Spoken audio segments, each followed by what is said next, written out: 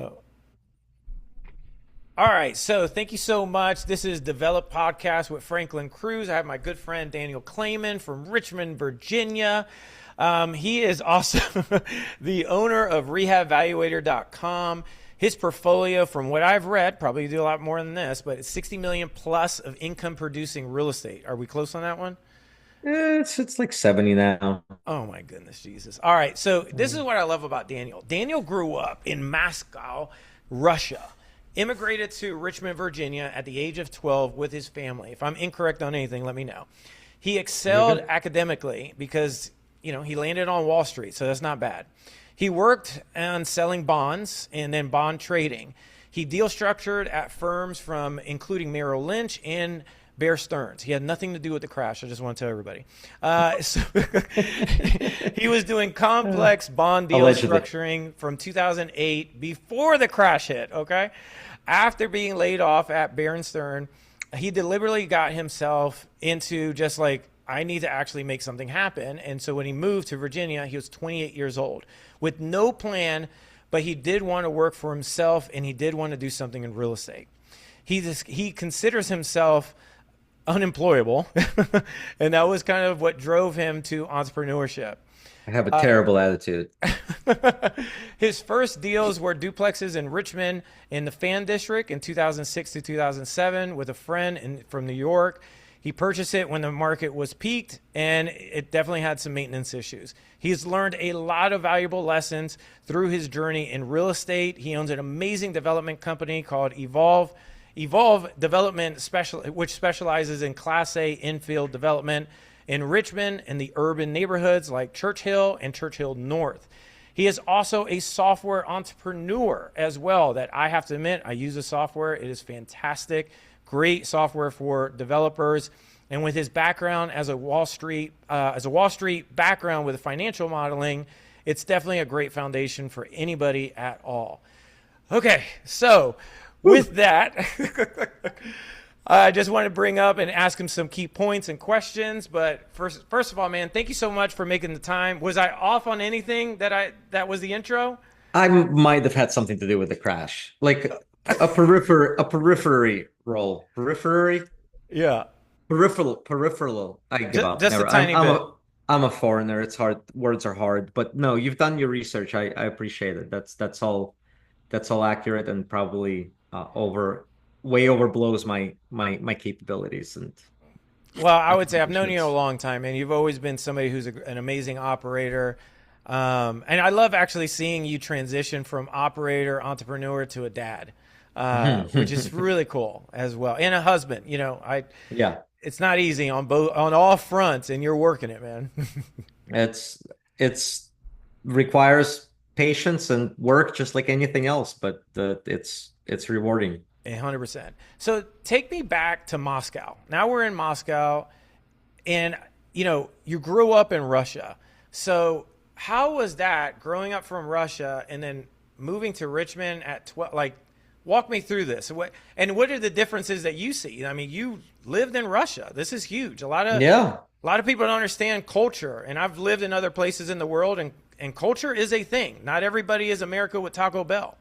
So No, no, and no. I mean, for sure, huge cultural differences, especially back then, because we immigrated right as the wall collapsed, right as the wall fell in '92. That's when we immigrated, and I was kind of at a unique age where I have fully formed memories of my childhood in Russia, but I was still young enough to come here and assimilate fairly quickly. But no question, huge culture shock. The people, sort of the attitude of the people, people were friendlier here. Obviously, the standard of living that we came from was tremendously lower than what we even as kind of refugees here. We immigrated here and we got help. We got resettled and we got assistance, and so we were poor when we yeah, when we landed here, but still, I mean, even as poor people, our standard of living here was just phenomenal compared to what we came from. I mean, we came from an environment where it was still essentially socialism, and so getting Can you basic describe necessities that like a little bit more? groceries. Like, what is that? A lot of people, who's listening is like, what is that? What does socialism mean when you were there? Like, are you talking about like, hey, there's no heat, we had fire, we had firewood, there was no running water, we had to get No, from no. I the mean, I well. lived Like, I lived in a what high was rise. that? Yeah, I mean, I lived in a high rise in Moscow, and we certainly had heat. Don't remember if we ever had AC, but basically everything was government run in Soviet Union, including all the factories at the time, all the production, all Yeah, the enterprise, grocery stores, all the supply chains were government owned and government controlled, which means that they were very poorly run. And so I legitimately grew up like it's not we never starved, but we never had abundance either. I mean, you got would it. go to a grocery store and there would be bread and there would be milk and there would be maybe a couple of other things. And oftentimes there would be nothing. And you would have to stand around and wait till like a supply truck arrived with bread and milk and basic necessities, and you would stand in a long line of people just camped out waiting for the supply truck to arrive so you can pick up some bread and some milk and just some basic food items. Interesting. And that was normal life, right? Like Yeah. we didn't. It's not like we lived in the street or we used to, people that lived in Moscow were far, I think, better off than people that lived in kind of rural Soviet Union because there things were even worse. But Mm, it was everything was government controlled. Everything was very poorly run. interesting. So, how do you think that experience kind of shaped how you approach like risk in business as well? Just approaching business in general. It's interesting. I think older people that immigrate here that come from that kind of environment approach things from a scarcity mindset, very risk averse, Yeah. because they remember what it's like to have nothing, and now that they have accomplished a certain level of wealth, whatever, they're very cognizant of losing it. And so the attitude with older immigrants, I think, is much more risk averse. I recognize the opportunity that exists here. I think from a very early age, I recognized the opportunity that we had here as Americans. That's what my parents struggled to bring us here for, myself and my brother. And so I was very eager from an early age to kind of be an entrepreneur and take advantage of the opportunities. And so I would say I have a high risk for tolerance for risk, a high risk tolerance Yeah. Especially in because development, I would say. yeah, because I mean I think the opportunity is there and we'd be foolish not to go after it because so many people around the world don't have these opportunities that we have. And many of our compatriots here take it for granted, I think. Yeah. You would probably agree. I agree with you 100%. So, how did you go from structuring bond deals at Bear and Stern to then rehabbing houses in Richmond? Like, walk me through that transition. Yes, I mean, so Bear Stearns was like a top five investment bank. It was the last job that kind of landed on Wall Street, and I was there during the crash. So I was there when Bear Stearns collapsed, and I was kind of planning my exit for a long time, Mm-hmm. and I was planning how I knew I wasn't in the right place in terms of like working on Wall Street. It looks good on paper, but I just never enjoyed it. I never enjoyed it, and like quite frankly, I was never great at what I did. I was decent at what I did. Yeah. I have kind of a knack for numbers. I have a knack for spreadsheets. I never minded hard work or long hours, and so I was on a career trajectory that probably would have landed me somewhere pretty pretty good if Mm-hmm. I had stuck around for a few more years. Yeah. But it was not what I was meant to be doing. And never there wasn't a single day when I was there that I felt like I wasn't an imposter and I was Got it. somewhere where I didn't belong. Interesting. There wasn't a single day when I wasn't thinking like this is not what I should be doing. This is Mm. not what I want to wake up and end up doing 10 years from now. But the paychecks are good. I'm in my mid 20s at the time. I Hmm. get paid well into six figures. I live on Upper East Side in a nice like $3,000 a month apartment with it in a doorman building. I get to go out every weekend with my buddies and Nice. party and chase girls. And so like life is good and I'm not gonna rock the boat. And Yeah. I say, few more years of this, I'm gonna save some money and then I'm gonna quit and become an entrepreneur. And of course, like that's dangerous because you get sucked in Yep. and you wake up 10 years later and you're still there because they keep paying you more money and they keep Yep. giving you more Yep. And then perks your and bills go a little benefits. bit higher. Your Well, cost of living goes higher. Not and by everybody that can point save. and by that point you're married and you've got kids in private school and Yep. your ass is not quitting. Hmm. You're not career shifting at that point into something completely different because Yeah. you've got a huge monthly nut that you've got to pay. Yeah. So I almost got trapped. Luckily, the Great Recession of 2008 happened and they fired my ass. So it worked out perfect. It worked out perfect because they made the decision that I would have probably been too chicken shit to make for at least a few more years. What do you think the Wall Street skills gave you that you use in development now? Like, was there anything specific from your skill sets that you learned? Yeah, I mean, look, I have an understanding of accounting. I have an understanding of basic finance. I understand how the bond markets work and how interest rates work and what kind of drives interest rates. So that's been helpful.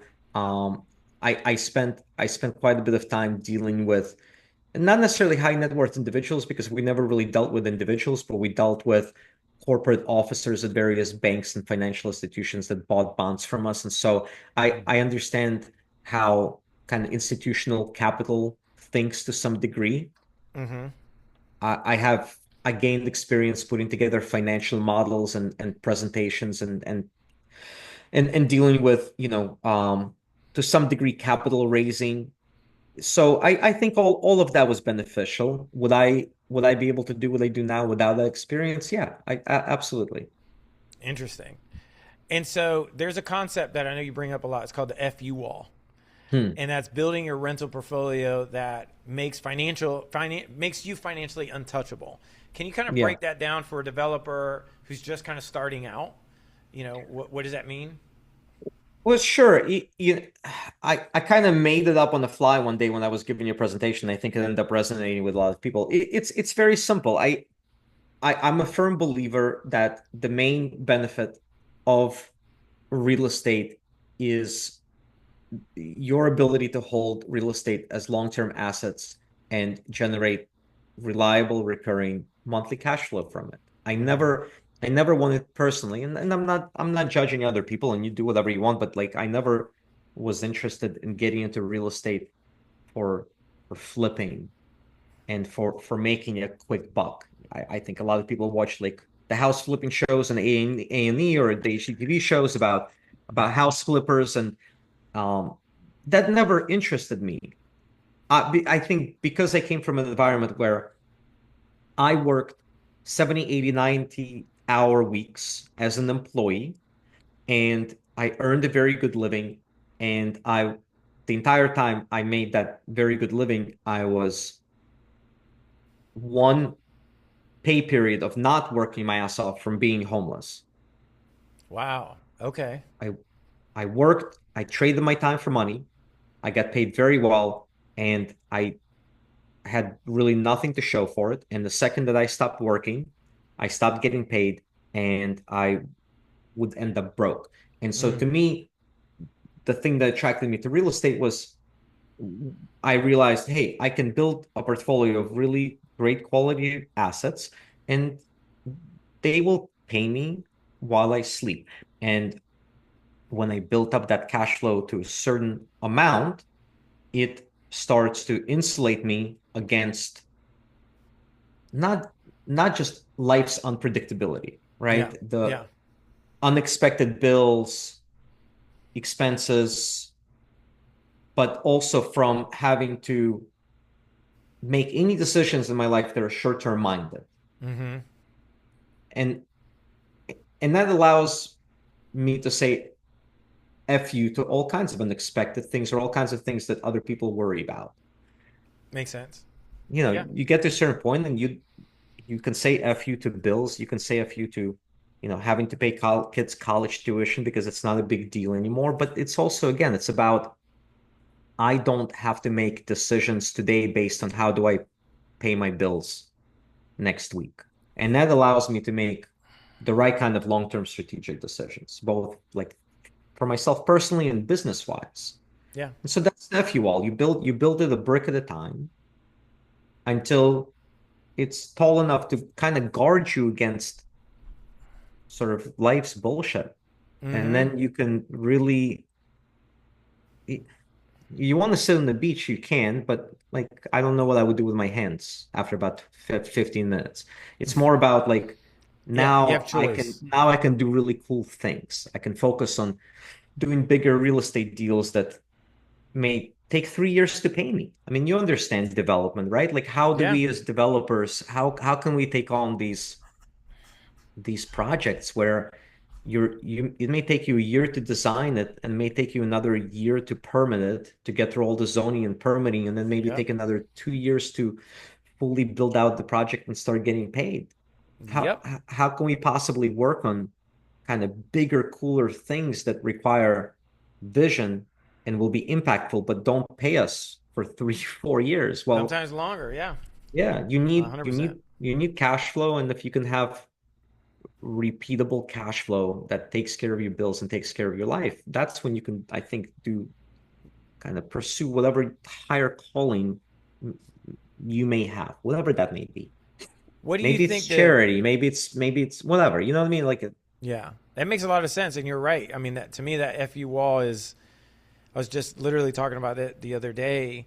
It's like it's not only the FU wall. It's like for me, like where I came from, is having things certainly like almost paid off, right? So like for me, when I grew up, our thing was like have your house paid off if you can, have your car paid off if you can, have at least 18 months of reserve, yeah. and then everything past that point is just gravy, right? But if you have these things, even if you have to, you can get a line of credit on your house, but it's paid off. At least you have no Hmm. stresses of like I'm good, kind of thing. Yeah, yeah, you want to be able to sleep at night, right? And like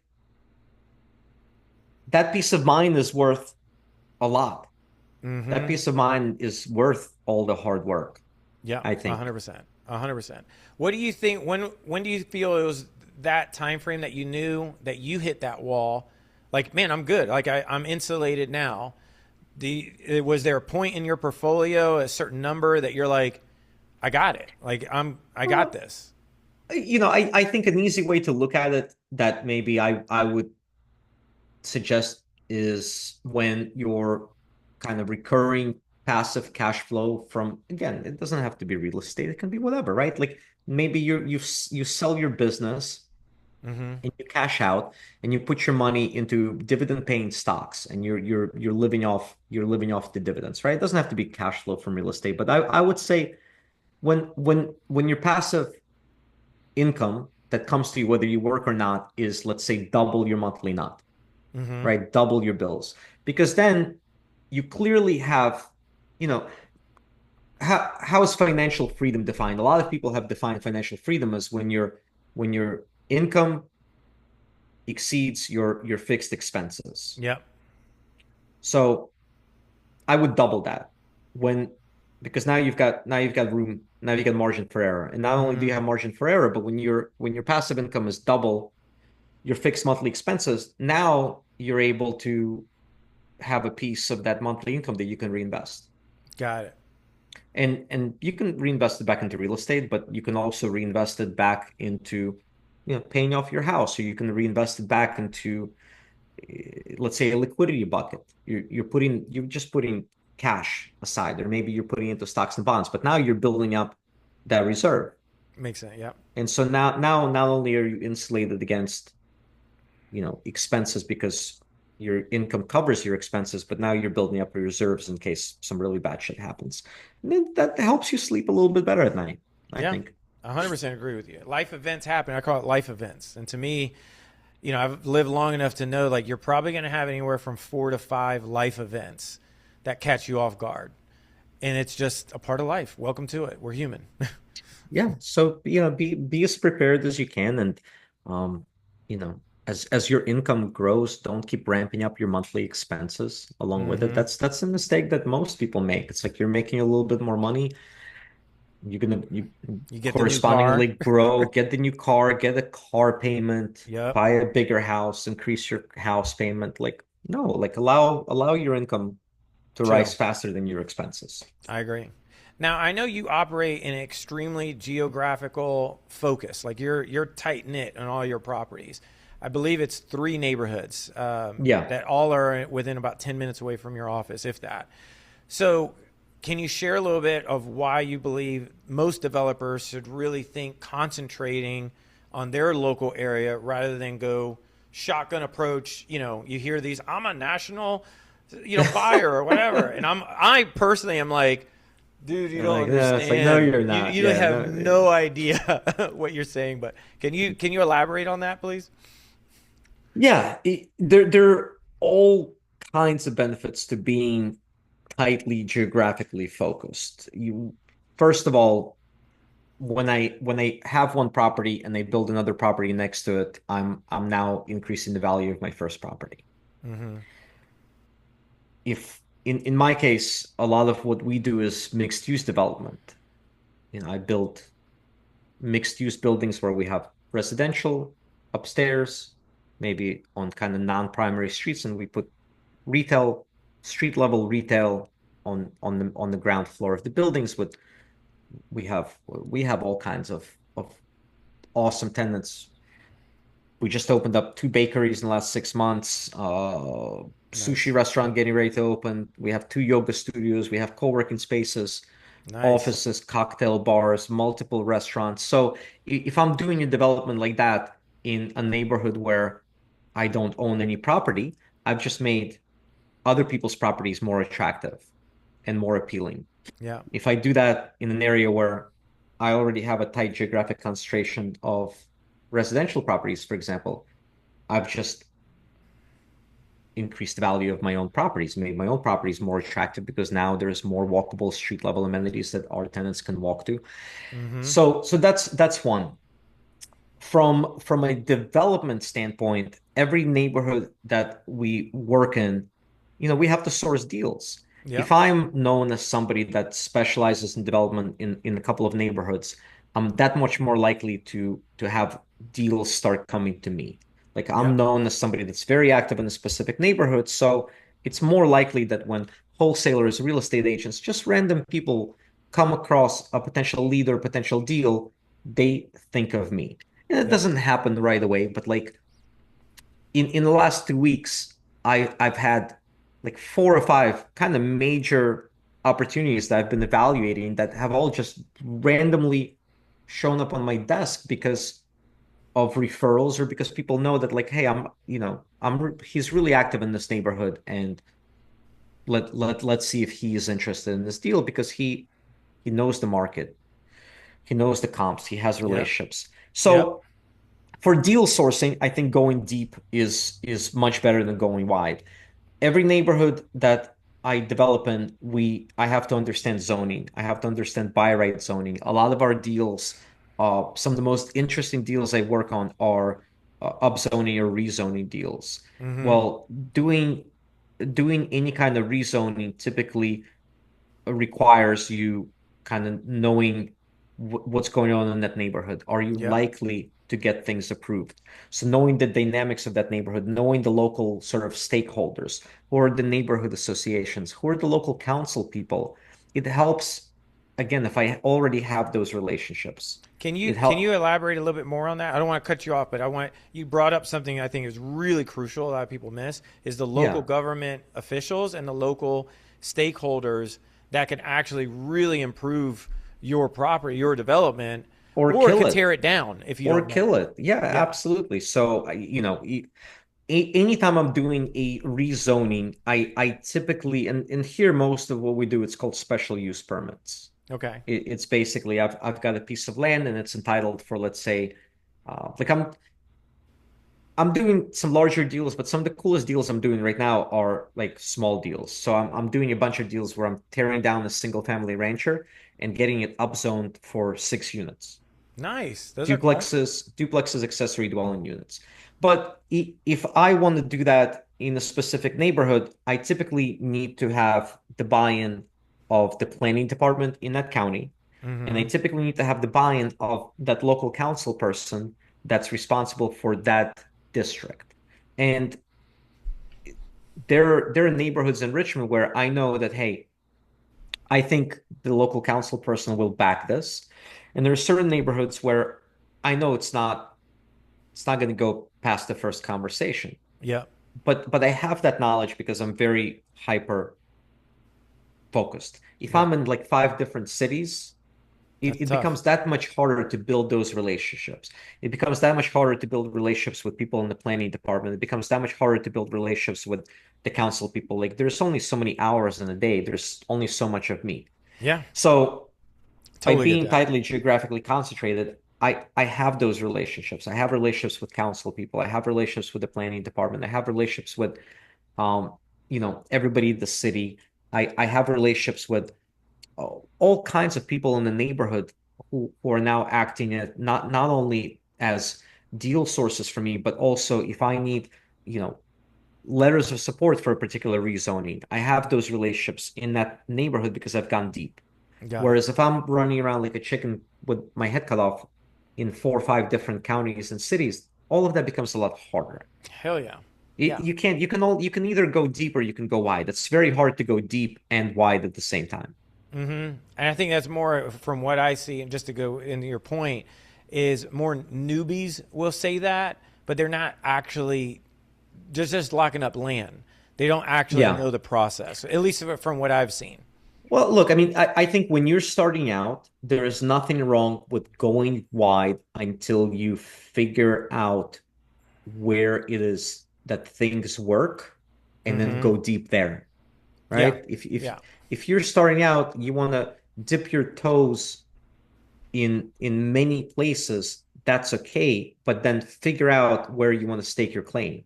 Yeah. There's a phrase, and I forget who kind of coined it when it comes to development, but it's called finding your farm. Mm-hmm.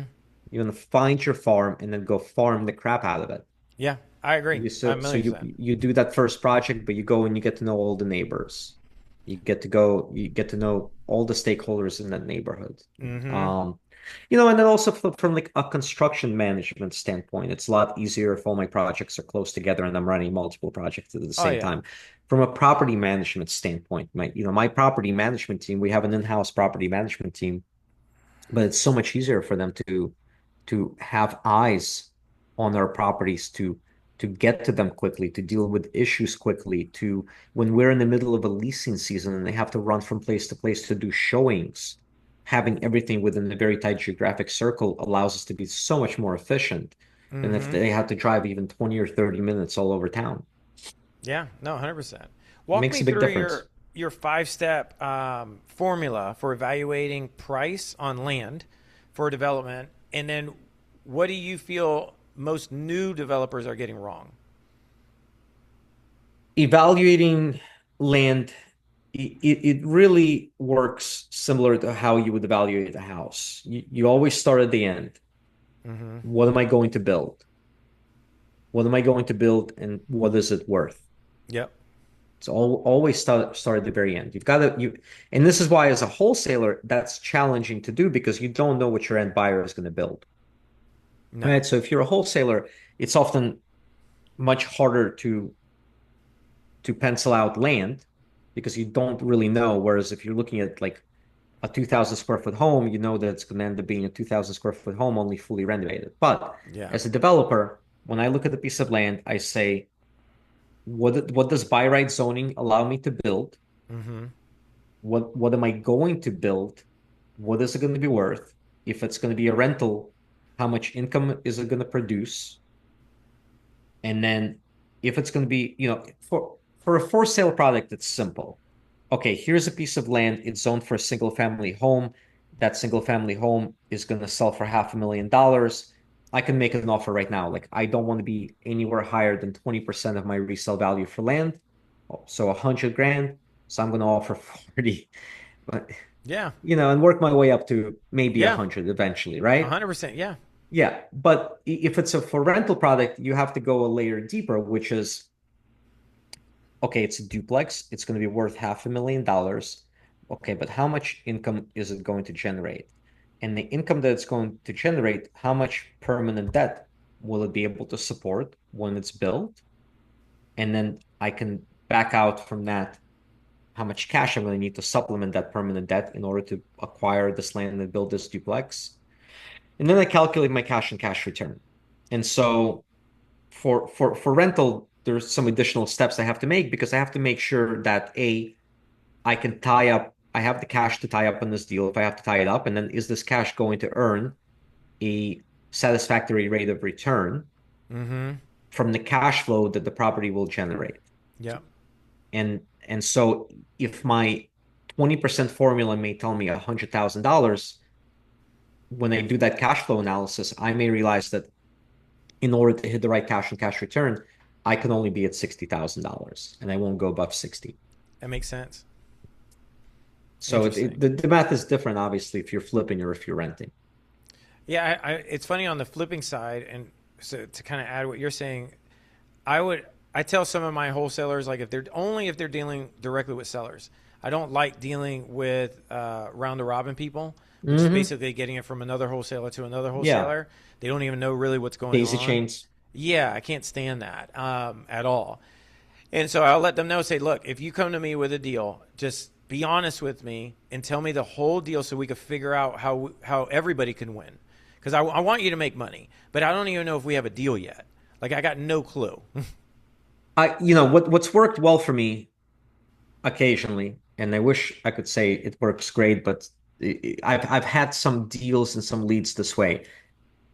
I will tell wholesalers that, look, just send me the address. You come because oftentimes they will just pass on land Mm, because it's harder to figure out. yeah, They will come across land and they don't know how to value it, and it's as a wholesaler it's scary putting something under contract and then you can't actually sell it, and then you yep, got to go back and retrade it and renegotiate. So yep. I will tell wholesalers, look, you come across a piece of land that you don't know how to make sense of it, send me the address. If it's a location I'm interested in, I'll give you a bid. Mm-hmm. I'll give you a bid and you can confidently then back out your desired wholesale fee from that bid and with full confidence go make an offer to the seller. And I'm not That's a going to good go one. around you. My reputation is all that I have. Mm-hmm. What did Pacino say? My balls and my word That's the only thing you are, got. That's are it. it's all I got. My Mm-hmm. balls and my word. Yeah. So I'm not like you don't need to worry about me going around you. I've been again, people know me in Richmond. It's a small town. You'll never Mm-hmm. find a single person that will tell you I owe them a single dollar. Mm-hmm. Everybody's gotten paid for the last 20 years. Every penny. Never, so like you don't need to worry about it. I'm not going to go around. You send me the address. If I like the deal, I can hand you a number and with full confidence so you can go and lock it up Yeah. and wholesale it to me. See if it works. And and so that puts especially newer wholesalers at ease. And I've gotten some, I wish I could say I gotten like a ton of deals that way, but at the end of the day, like very few wholesalers are good, unfortunately. Yeah, I think And they're getting worse in my eyes, actually. I think yeah, because what it's comes hard. up, in my opinion, is that most of them, we don't really have a proper, as I'm talking as like old school investors like me and yourself, right? So Yeah. there's not really a proper training for sales in real estate developing world. Like when I was in the army, I was an army recruiter for a while. That was a 6 week training that I lived at Fort Jackson, South Carolina, getting only sales training Hmm. pertaining to how to establish rapport, how to, do appointments, how to set up your appointments, what's in route time, how to, proper attire, how to shake somebody's hand, how to do the follow-up appointment. Like that Yeah. was intense training and then do it in the Hmm. army. And then over here in the real estate world, what I see is there's nobody with basics, not even the basics. How to follow up, how to actually look at somebody, how to evaluate the property. Like I have not seen anything that is like good. And so what happens is it transitions to them being just an unprofessional person. So Yeah. now you're getting an unprofessional individual locking up a huge asset to this Well, person. it's also it, it it's a game that requires really good rapport building. That that's you have to be professional. You have to be able to build rapport and Yeah. get people to like you and trust you. So that yeah, I agree with you. I think it's few and far in between that there are wholesalers that are legitimately good and have consistent deal flow. Yep. And so it's a numbers game. I mean, if you're somebody that wants to source deals from wholesalers, you've got to go and talk to every single one of them that you can, and then you've got to follow up with them regularly and be like, "Hey, can you come across anything good? Keep me in Yeah. mind." And then out of 100, maybe two end up sending you good deals. And Yeah. it's just a numbers game, just like anything I else. agree 1,000,000%. I mean, the funny part is all my house deals I did ads for all my house deals, right?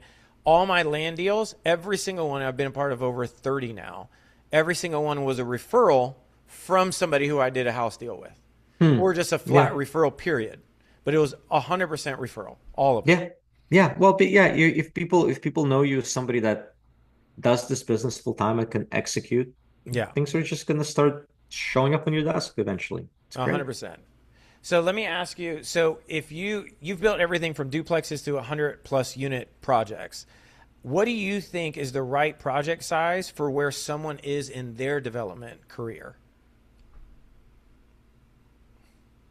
I'm not sure I understand the question. I mean, everybody's in a different place, right? So, explain your question again. So, for example, because you started off at duplexes to now you're doing larger developments, and it Hmm. took you a trajectory of years to get to a certain point that you felt comfortable. Sure. What would you say to somebody in their development career? Like they're saying, okay, they've never done 100 properties or 200 units, but they're jumping from doing 10 to 200. Or should they say, hey, instead of 10, why don't you phase the 200 to do 50? And then do another 50, or however you're getting the financing and I guess the operators that are involved. But how do you look at that? I tend to frown on somebody that decides to learn using somebody else's money. Okay. So, if you're somebody that's done a 10 unit deal and now you're jumping in immediately into a 200 unit deal and all your equity is raised from other people and friends and family, I would probably frown on that a little bit. If it's your money, do whatever the hell you want, right? But Mm, very rarely do people execute 200 unit deals with their own money. It's yeah. usually syndicated equity. And Yeah. I'm a firm believer that if you're going to play with other people's money, you should know exactly what the hell you're doing Mm, and have a really good team around you. And so I like if that. if you're going from 10 to 200 units with your own dough, great, go for it. But otherwise, I think you should organically, you know, grow into that size. It's there's a learning curve at kind of every stage of the game. There's a learning curve when you're So going true. from a duplex to a triplex because in most jurisdictions that triggers commercial building code. Yeah, that's Commercial true. building code is its own learning curve. There's a learning curve when you're going from, small sort of boutique multifamily that doesn't have common areas or amenities to when you're jumping up to a larger building that now has a lot of common areas and amenities and uh, there's a learning curve there. And every stage of the game has its own learning curve. And I personally believe in sort of gradual growth and, Yeah. and leveling out. Have there been people that have successfully jumped into large projects right away and done well? And yeah, Yeah. absolutely. I mean, I can't sit here and tell you that there's a single formula for doing anything. I Yeah. You're I just chose doing to do you. things in a specific way, and I'm just doing my own thing, and Yeah. so far it's working. But I uh, love that. It's funny because is it just me or is it like when we were younger, this is not what our younger self would say. Like to me, when I was younger, I was like, I want to go hard. I want to, do all these deals. And then the reality of like, wow, I'm really overwhelmed. I need to slow this shit down. I need to like calm it down, do one deal at a But time. I think it's also part of maturing is also realizing that like I don't more, bigger, bigger, bigger is not always the answer. Yes. It it It's actually, it to me, goes it's back. less stress now. Yeah, it goes back to our conversation about like I want to be able to sleep at night. Like I don't want to stress. Yeah. I It's had an so interesting true. kind of revelation. So every winter, I'll do a little uh side whatever. Hmm. Every winter for 10 days, my wife and I take our three kids to a beach house in North Carolina. Okay. We rent this house on the water. It's beautiful. It's a nice house. It's peaceful, and we spent 10 days there, just the five of us. Yeah. And it's not a cheap house to rent. It probably cost us like 15, 16 grand for those 10 days, right? Yeah. So, So it's but nice. it's nice to be able to do that for my family. But I was sitting there this past winter break because I make sure that even though we're going away with three wild children, I kind of carve off time and I can actually Yeah. plan, Think. Yeah. strategize, plan, reflect. It's an opportunity to take a step back from Yeah. sort of the busy day to day. So you brought a whole bunch of NyQuil for the kids, and then you went No, we to the just gave side. him vodka. We're Russian. Okay. Well, I'm I was I'm like, Russian, you're so Russian. Yeah. we just gave the 3-year-old some vodka and she passed out. It was great. No, please I don't. love that. I love I'm joking, FBI, if you're listening. that. But the point of the story is that I was sitting there kind of staring at the waves, reflecting, and I asked myself, and it's always good to ask yourself extreme questions. And so I asked myself, what would be different right now in my life if I was Yeah. a billionaire? Would I be in a different place? Wait, I Would I like that be question. So, what what would be different like this right now moment in in your time, life if you were a billionaire? if I was a billionaire, what would be different? What would be different? I like that. What would be different? And Okay.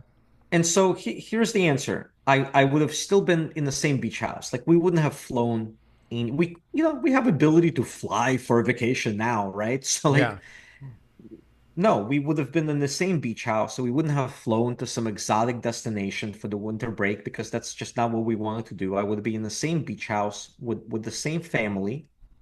Mm-hmm. My life would be absolutely no different other than I would have all kinds of problems and headaches associated with being a billionaire that I'm sure almost every billionaire has to deal with, whether it's like something public facing or I don't know, lawsuits, or maybe I'm just running a huge business that requires my undivided attention all the time. So like really what the answer was, I would be here in this beach house doing exactly what I'm doing now, except for maybe I wouldn't be able to if I was a billionaire because I have to go and put Mm. out, I have to go and deal with You got big urgent fires. matters Yeah. that require my attention, right? And sure, Mm. I'd be a billionaire, so I'd have more employees and I'd have layers of management to deal with fires, but like it's still your responsibility. Instead, I've built a life that's not that crazy, that allows me to get away for 10 days and not have to put out fires No because my stress. business is not so big and crazy that something always breaks. And so how would I benefit from having more, other than maybe making me more miserable Good point. and more stressed? Mm-hmm. And so part of I think maturing is realizing that bigger, bigger, bigger, more is not always the answer because there are far more important things than just having an extra zero in your bank account. Like I want to be able to enjoy my life. I want to be able to see my kids go to bed every night. I want to be able to have some level of peace of mind. Yeah. Makes sense. I But you love get, that. I don't know. Again, it's different strokes for different folks. Like I have no desire to be a billionaire. I want to be wealthy enough to where I have a big FU all. I never have to work for somebody else ever. Yeah. I never have to make short-term minded decisions for me or my family. I can think long term and great. Yeah. Just live it simpler, less stress. And to me, it's always challenge yourself mentally by choice.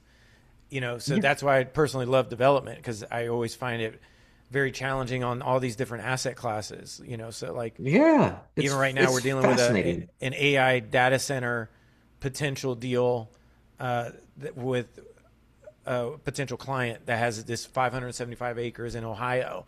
And I'm like, this is just fascinating, because actually I know one of the companies that he's dealing with right now. So this is interesting. And then, so it's like, it's super Hmm. fascinating, the whole entire aspect to me of development. So it's like, and Yeah, there's, you never yeah, gets, I it never agree. gets old or boring. No, no, yeah, and there's always something new to learn. But like, yeah, what more could we ask for? Get to Hmm. challenge yourselves on a daily basis, do cool shit, and not have to, not have to make short-minded decisions just in order to be able to pay rent next week. Yeah, Love it. 100%. So let me ask you, you have a build to rent strategy, and that's pretty much a big part of how you built your entire wealth. One part, I know it's one section. Then you also have a software company as well. Why do you believe building new and holding beats buying and exiting an asset? I've bought older properties. They've inevitably always come with deferred maintenance. They've inevitably never cash flowed as much as I thought they would cash flow. And most of my money ended up going back into those older properties. I like designing something from scratch because I can design it with the right floor plans, with the right layouts, with the right aesthetics, with the right Hmm. finishes, with the right energy efficiency, with the right natural light. All of those things are really important to the quality of the product and the quality of life of our tenants, frankly. I like that. Yeah. And so if I can design a great product from scratch, Hmm. it will attract great tenants. They will pay us top rents. They will actually pay us the rent. I like to brag about this.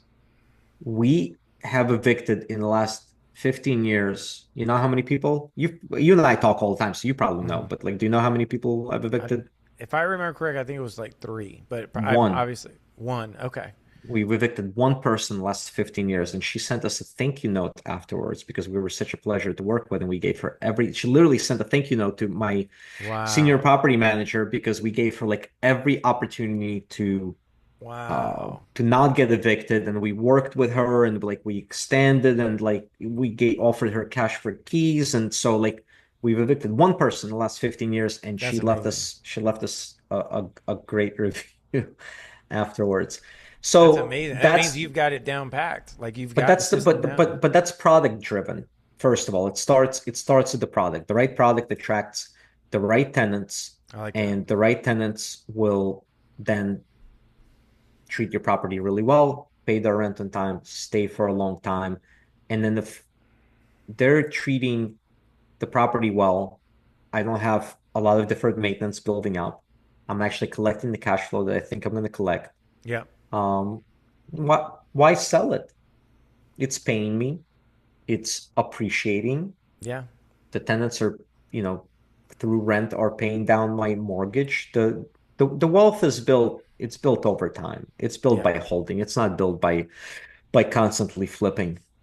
And taxes as well. There's, that, what is it called? The debt accelerated depreciation year Uh, one, So, yep, 27.5 years.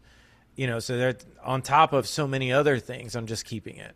we call yeah, everything we do, we build now, we cost segregate, and we use accelerated depreciation, Hmm. and that depreciation is significant, and that depreciation also, and I build spec homes as well in my business, and so that depreciation of the long-term product offsets the tax liability on our flips, on our Hmm. spec home builds. And then once you've cost segged it and taken the accelerated depreciation, selling it sucks even more because then you have what's called depreciation recapture. So Mm. there is like a piece of my portfolio that I'm thinking of selling. I'm probably going to list it soon, and it's more for like strategic reasons. It's Okay. about just it's a small piece. It's like 20-25 units I'm thinking of selling. Got it. And there's a couple of different strategic decisions why I'm thinking of doing it. But we built it in 2024 and cost segregated it. And so when I sell it, unless I can 1031, which I won't, that depreciation recapture is going to be awful. Like all that depreciation that we took, I'm going to have to basically Why don't you pay want to back. 1031 it or put it in an OZ fund or Because something like because I'm gonna that? roll the money over into an existing project that we have in the pipeline that's in permitting basically. Oh, okay. So you're I doing a need 1031 just in your own well it's project. but it's not officially a 1031. Like I won't get the tax Okay. benefits from it. Interesting. I'm sure there's maybe some kind of a crazy ninja way to do it where like it probably won't trigger an audit, but I don't mess with things that probably may not trigger an audit. Yeah, yeah. I'm not, I don't do yeah, that. especially government stuff. I'm good to go. Yeah, I'm not interested. So yeah, I mean, I'm gonna end up paying the taxes, but I want that equity in order to build something else. But depreciation recapture is painful. So now, how do you, when you're structuring your financial transition from construction loan to perm, because I know we've talked about that before, you want to, on this structuring on the financial side, which I know you talk about, like, hey, talk to the small banks, and you want Hmm. a construction loan that goes construction to perm loan. Can you just Yep. give a quick brief on that? I prefer to get one loan. It's a construction to perm loan. We close in the construction loan. At the time of closing the construction loan, I lock in a perm rate as well. So I just broke ground on a 31 unit building 2 months ago. Mm-hmm. It's a 5 year loan, 5 year loan total. It's 2 years interest only for construction. And then after 2 years, after the building is built and stabilized, it rolls over to an amortizing loan at 30 years. And I have that rate already locked in Yeah. 2 years out because I don't want the interest rate risk. So I have financing for 5 years, 2 years interest only for construction, and then 3 years where it starts amortizing over 30 years. And after that additional 3 year period, the rate will reset or I'll have to refi out of it. Got it. But what I don't want is only a construction loan. And as we're nearing the end of construction, I have to find a refi into perm, at which point the rates may have gone up significantly, or Mm-hmm. the lending environment has shifted. Every bank is crapping their pants because I don't know, maybe like we start bombing Iran and the entire Middle East breaks out in war, and maybe everybody's freaking out about the Lending. Yeah. Yeah. like you never know what might happen. So I do not want that Sure. risk. I want to lock in that permanent financing before I put shovels in the ground, at least for a few years after the project is complete, to buy myself optionality. And now when we're done with construction, if rates go down, Mm-hmm. I can refi out of that loan, Yep. and my prepay penalty is usually a point. So it's not world changing, right? It's not, Mm-hmm. I'll pay that point, but I can get out of that loan into Yep. something with a much lower rate. So we're doing that now. Like we finished a mixed use project, and the last commercial tenant is getting ready to start operations here in a couple of months, and so we are 2 years into a 5 year loan. I have time, I have flexibility, but now I'm working on refinancing that loan into non-recourse financing, most likely with Fannie, and we're going to shave a point and a half off the rate and probably pull some cash out in the process. So, uh, as a developer, I want maximum optionality. Shit, as anybody in life doing anything, you should want Yeah. maximum optionality, right? Mm-hmm. That's never ever a bad thing. Yep. And so the way for me to achieve optionality in development is I want to lock in permanent financing at the beginning, but I want my prepay penalty not to be so high to where I can get out of that permanent loan if there's a better option. Makes sense. 100%. I love that. So now you have a software company. So I'm going to wrap that into here as well. The Yeah. origin stories, I believe, of that software company was really, it was a spreadsheet. And Hmm. I even remember the offer on that probably over 15 years ago, if that. Yeah. And now it has tens of thousands of investors using this software. What problem were you wanting to solve in the beginning when you first created that? which is Rehab Valuator, just FYI. Yeah, rehab value. Two things. When I got into investing, I mean it started off as a spreadsheet because I needed something simple to just crunch numbers. Yep. But the bigger problem that I end up solving, and it's not a spreadsheet anymore, but the bigger problem that I end up It's an actual software now. It it's an started as a actual spreadsheet. software now. Yeah, hi. Yeah.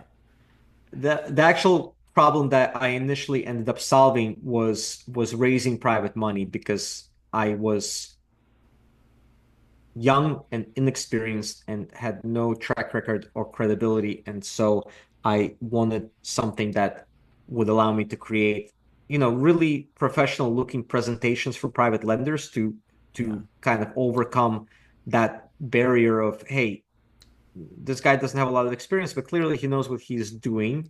Yeah. He's professional, he understands the numbers. And so the beyond sort of number crunching, the first real feature that I end up rolling out that end up truly like making a big difference in people's lives and achieving results is the private lender presentations. And since then we've used it to raise money from hard money lenders, banks. I mean, Yeah. I've used that piece of the software to raise tens and tens of millions of dollars from banks or clients, hundreds and hundreds of millions of dollars. And we built on top of that a very simple project management piece Mm-hmm. that's very easy to use for rehabbers and for developers. Budgeting, scopes of work, scheduling, accounting, tracking your projects, lender draws. Think of it as like uh, co-construct or a builder trend only with 1/4 of the features and 10 times simpler. Yeah, it It's is a very it's simple. Yeah, I do use it a lot. So, how do you feel that you building up a software made you a better developer, or vice if versa? yeah, really vice versa, right? Mostly because the software has really kind of evolved as my own real estate business has evolved, and I've been building out features mostly for myself, Got it. and it ends up resonating with others like me. Yeah. And but at the same time, like I use the software to underwrite and structure financing for every deal we do, and I don't understand how you could do this business without something like it. Mm. Like I don't you need something to properly underwrite deals to where okay, this is how much financing the deal can support. These are the comps. Like we have nationwide sales comps, we have nationwide rental comps data. So if I'm looking at a development, I need something like Rehab Validator to figure out, okay, this is what, I'm going to build a 10-unit building. It's going to have 8 2 bedrooms, 2 1 bedrooms, or whatever. These are the rental comps. This is the kind of income it's going to produce. This is what the building is worth based on a 6 cap. Yep. This is how much permanent debt it can support at 30-year AM and 6% interest rate. This is how much cash I need. This is the cash and cash. Boom. Here are financials that spits out to the lender. Like you need something like this. Doesn't have to be our tool, but I don't know how anybody does this business without it. Yeah. No, it's very, very difficult. 100%. And then, what do you think it actually costs a developer for not having that tool? For me personally, when I think about it, it's like if you don't have that, you're just going to go through some serious lessons of You, not having a tool like this. one of the biggest things I've seen is, especially newer investors, if you're not using a tool like that, you're going to leave things out. Yeah. Very simple example is you're using like a 70% ARV formula to figure out a max offer on a house that you're going to flip, and you forget to take something mildly important into account, like cost of money. Mm-hmm. And you're paying 3 points and 12% interest for a year to Yep. a hard money lender. Yep. And so you did your numbers based on a 70% formula. So you've got a 30% profit margin, but oops, you're paying 15 to 16% for your money. Yeah. Or if the project takes longer to sell, you're now paying 20% for your money. So maybe you're Yep. not making 30% in this deal, Yep. right? That's a very simple example, but you'll be shocked how common that is. Well, I kind So of go ahead. Go ahead. no, no. So I mean, so I like, and this is why as developers, we also build checklists and we Yes. build and we built very, very detailed, you know, very detailed checklists of everything that we need to take into account. And every stage of the business, there's different checklists, but like, Yep. because otherwise you leave things out that end Yeah. up biting you in the ass. I equate it to, you want your pilot to go down the checklist of, hey, before we get in the air, all pilots have to go through this, 100-point checklist every single time. You don't want him to skip steps because your life is on the line. And Read so, the Checklist Manifesto. Great book by Atul Agarwand. I'm probably mispronouncing his name, but it's called checklist manifesto. All right, I'm going to Checklist write that down. Manifesto. Talks Got to read about that. pilots there, actually, pilots and doctors and Okay. surgeons. Checklist manifesto. I love that. Great read. All right. Buying that on Amazon next. It's a good book. I love that. So I know we brought this up before, which is spending $0 on marketing to find deals. Everything kind of comes through reputation and relationships. How did you build that in your area? Because now you're saying you got a shitload of deals, and I'm constantly getting deals on my side. Um, Yeah. and I know, to me, it's like it takes time, and it takes like you really are executing. And then after a while, if you're only in certain zip codes, that kind of gets around.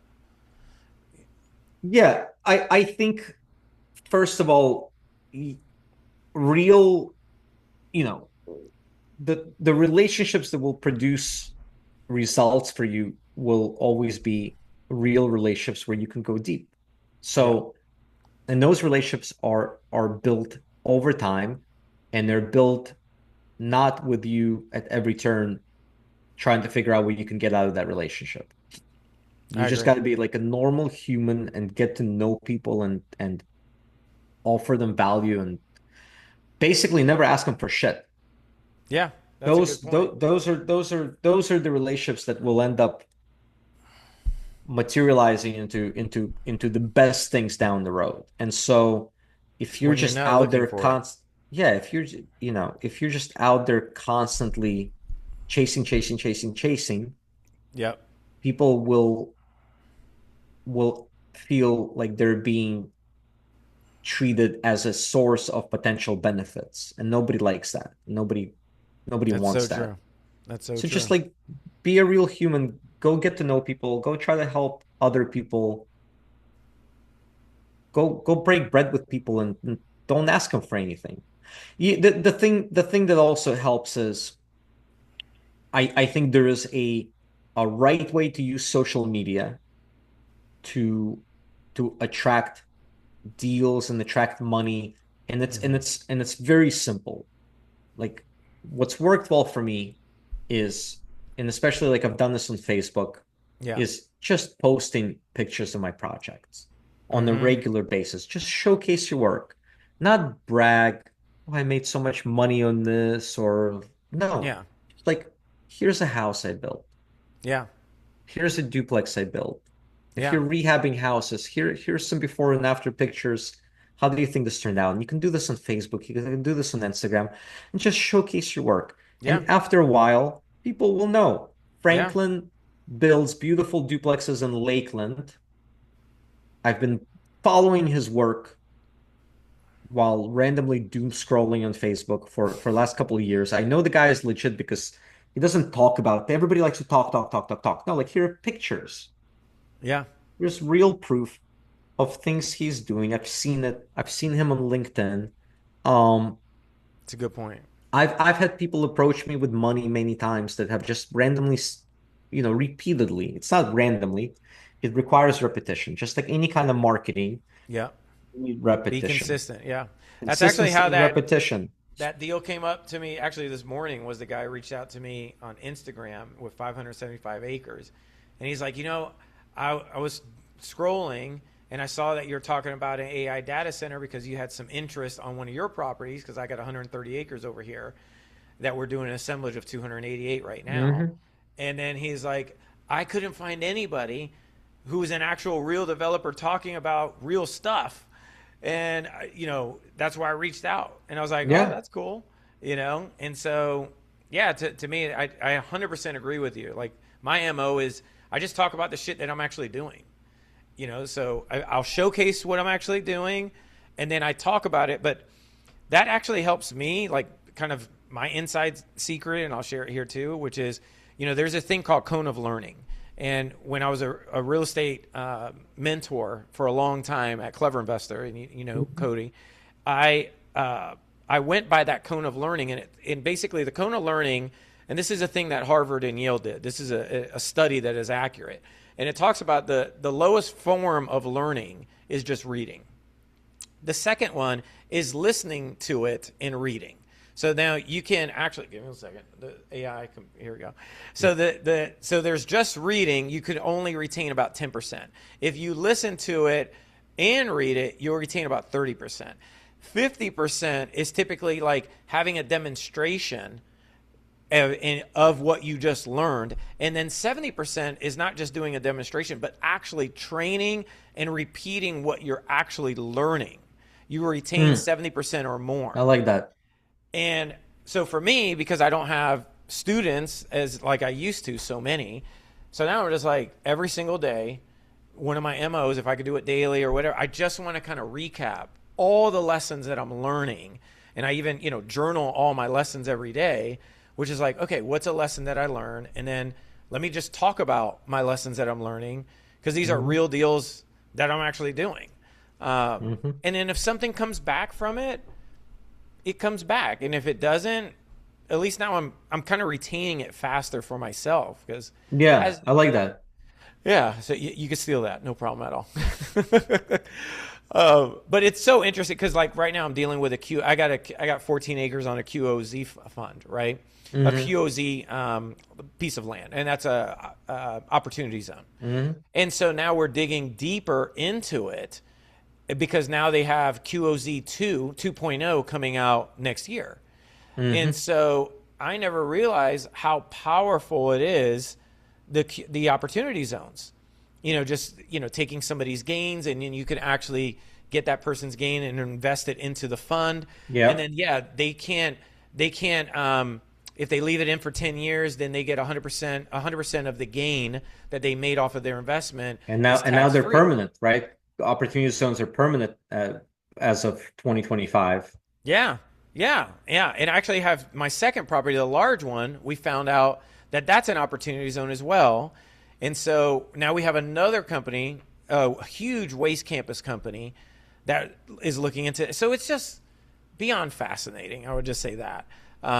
So let me go into last things. I heard that you're practicing Muay Thai. Is that accurate or no? No, that's like 10 years ago, man. Okay. I I wish was about to say, when I saw you, I know you're doing the push-up challenge, though. You still doing that? Yeah, I need to get back into that. Yeah, I stopped New Year's because I got really sick on that winter vacation. Oh my And I goodness. mean, I need to get back into the push-up thing. I was about to say, or Muay Thai I burpees did thing. when I was younger. I did that for a while. Oh my goodness. So I would say this: what's a piece of advice that you would give somebody that's watching this right now? That's young guy, has big aspirations, or you know what? Let me turn this around. If you could go back, what would you tell your 28-year-old self that was leaving Wall Street? What would you tell that guy?